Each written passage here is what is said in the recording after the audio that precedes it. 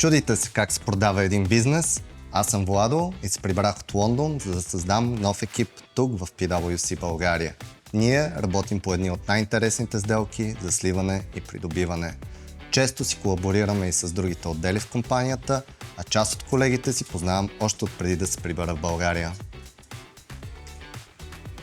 С Владо се срещнахме в PwC UK. Неговият избор ме вдъхнови и аз да се върна в България. Щастлива съм от избора си, защото тук съчетавам динамиката на финансовото консултиране с спокойствието да бъда вкъщи.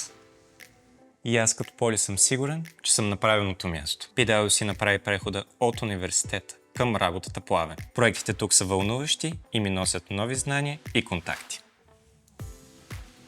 Разбирам какво има предвид Крис. От над 13 години съм в PwC и тук нито един ден не е като предишния. PwC ми разкри професията на данъчния консултант и разбрах, че това е моето място. Като част от маркетинг екипа имах възможността да работя с професионалисти от цялата компания, сред които и Ели. Така се запали интересът ми към бизнес консултирането. PwC ми показа, че развитието няма една посока, а много възможности. В PwC всеки има своя път, но мисията ни е обща. Стани и ти един от нас.